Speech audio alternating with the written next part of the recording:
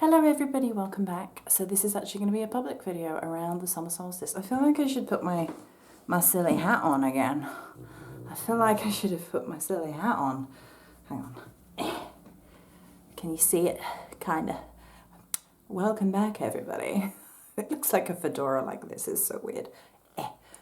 Welcome back to Toadstool Joey.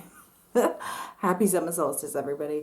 Or the day after summer solstice technically, but there we go. So this is going to be like a witchy check-in. I'm going to talk to you guys about some of the things that I did for summer solstice, including some pictures. And some of it's a bit upbeat, and some of it is more of a shadow work type video, because summer solstice is just that kind of vibe every year. Summer solstice is not my favourite. I have said this time and time again, and I'm really trying. I'm trying to make friends with summer. But I don't think I'm built that way. I'm trying to be optimistic and manifesty. And oh, my voice went like this.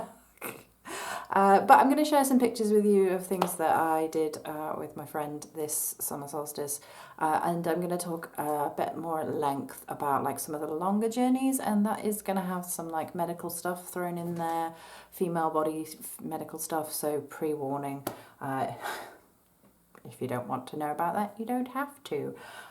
Just to let everybody know that if you're on Patreon, we will be having a summer solstice ritual this Friday, and it will be around the Morrigan, and I've got a couple of Morrigan-y bits here to talk about as part of the summer solstice. So yeah, I think that's it for blurby blurbs at the beginning. Let's get on with it. So for this summer solstice, it was a bit of a mixture for me. There was medical issues ongoing that I have hopefully resolved as of the Monday before. I went to a hospital out clinic, but the fun things that we did were that we went to the beach. We went to see the sea. So I'm going to put some images up here of... we took some wild-crafted flowers, and there was some driftwood, and we made a makeshift altar out of that and giving that back to the spirits. So that was nice. I do like pilgrimaging to the ocean as part of summer solstice.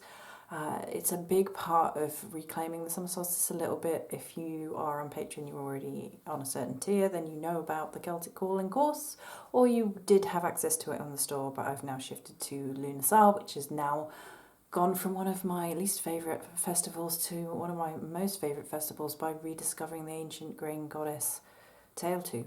So, but for me, pilgrimaging to the ocean and the goddess Sulis was big part of... I leave this phone on because I want something off here and it starts making noises the minute. Sorry guys. And pilgrimaging to the ocean is a big part of the summer solstice for me. It's all tied in with water witchcraft, reconnecting to water. We enter into Cancerian season. We're looking at energies of replenishment. And I have to say, like in the lead up to the summer solstice, it feels like a lot of people are going through a lot. There's been a lot of breakups, a lot of arguments, a lot of like ill health and things like that. My health has been the place where I've been doing healing and then some shadow work around certain things. So it's been a strange old energy this year. Strange old energy, a lot of like discarding of things for a lot of people.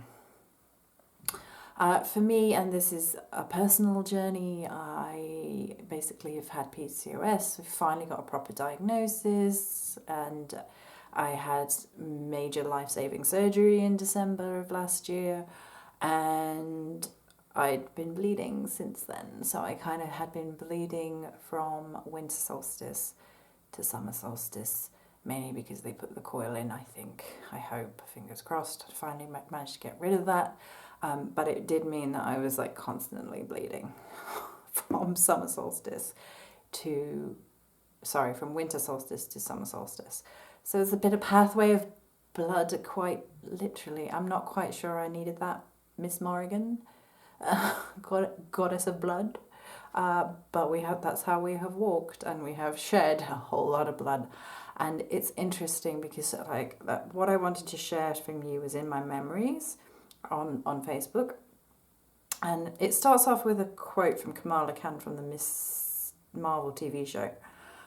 Good is not something you are, it is something you do. And I'm just going to read this because this really sort of tied in. Sometimes words that you speak to your soul come from unexpected places. I sometimes find it bizarre dismissing wisdom from modern mediums. It's coming from people of all walks of life, be that a period of history, different culture, country, or experience, whatever that might be. I nearly cried when this line was beautifully recited because it reminded me that who we are is in manifestation every step of our journey. One good deed does not make a person a saint, and one mistake shouldn't villainize depending on what has been done. But I will say, the really horrendous stuff is usually not the step, it's usually the end result, which we talk about in a minute. Instead, it is the constant choices we make that end up defining our character.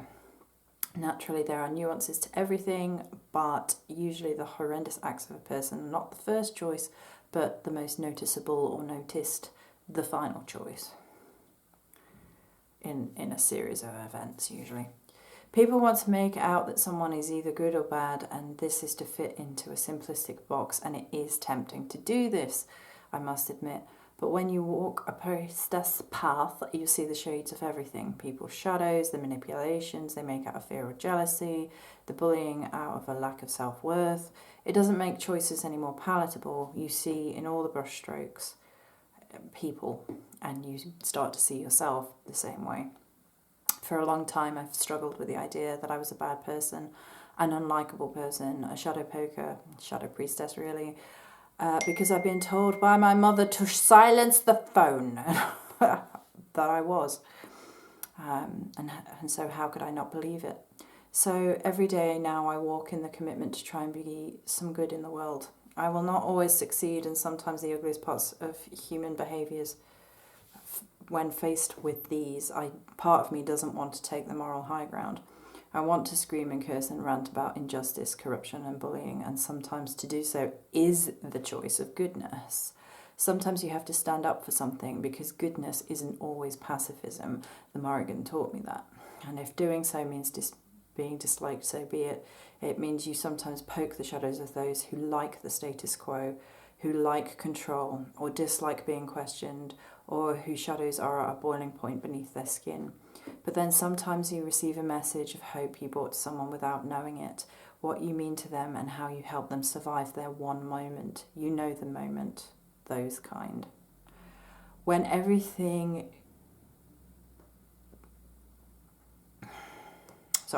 where you could cease to be and it takes everything you have to keep going. I suspect more of us have felt this way of late than we can even imagine. And that goes for this year as well. And in these times, I look at my floofy madam. She's over there being beautiful. And I remember that I made her a promise. I would live, even when I felt like I couldn't, because I promised I would take care of her always. I'm going to cry. That I would not abandon her, as I had been abandoned by people who were meant to love me time and time again, that no matter what I would come back. And to that promise I hold. We are the good we choose to do in the world. We are the otists. We are the otists of oats. We are the artists of hope. I squished the words there. Artist and hope became otists. We are the otists. We bring the oat, just not the oat milk, because I do not like that. Right, phone is off. It should not beep anymore. So it's been around a lot this year, the idea of sometimes you have to do good, and that's not always the way that people think it should look. It's not always kind. It's not always pacifist. It's not always, hello, Floof. Do you want to come on camera? Come on. Oh.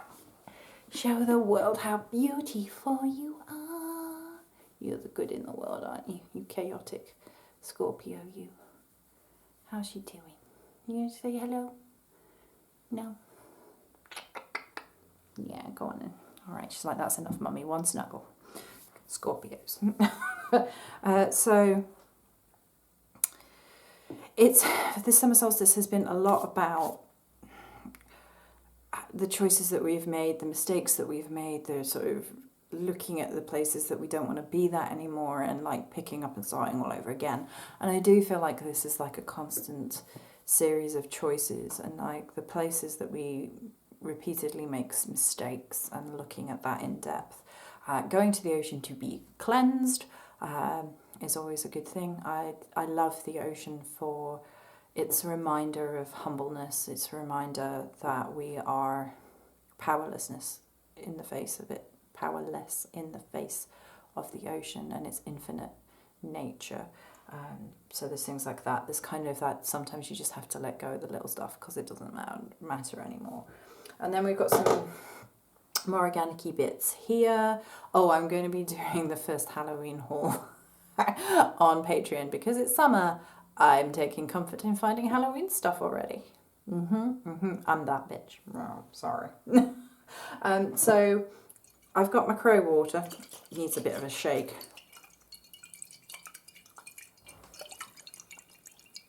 Oh, that noise. That's a good noise in its glass jar. There's some messed up ASMR there. So this is some crow water. You may or may not have seen this on store or on Instagram or social medias. If you're on Discord is part of Patreon, but if you're on Patreon, we're going to do some divination with this, because one of the things that you can use crow water for is divination, to see what's going on. You put some into a water and see what shapes occur, and I love that as part of the water divination for summer solstice. There. And I've got the crow speak. See what Morrigan has to say. Phantom deaths and finding, being reborn. That one? Okay. Morrigan, I have come to be steeped in your blood and your fire, to reconnect to a determined resilience. The threads weave into the spaces that death left, gnarled old knots consumed, chewed and spat out again, leaving void mark gaps beneath our ribs, and so, with your sorcery, you remake us. Tap us into a fire of our own living, remind us how and why to fight, for all the world crumbles and the broken sovereigns fade. Now is the hour. And that's from Crow Speak Anthology by Jory Morris, available on Starry Eyed Supplies. Yeah, it's all about sovereignty. Just opened it up again. Sovereignty under the Morrigan. Shadow and blood, priestess, shadow and blood. So speaks the Morrigan, as I spent 6 months doing just that. Walking through the path of blood, it's such a happy time. Working with the Morrigan. Don't know what the dance is about, but I'm finding it funny, so we're doing it. We're doing it. Boop, boop, boop. This has been a really rambly summer solstice witchy vlog, I guess. I hope you guys enjoyed it. If you would like to see the Halloween haul, hop on over to Patreon, because that's where it's going to be. Many blessings, my darlings, and I'll talk to you soon.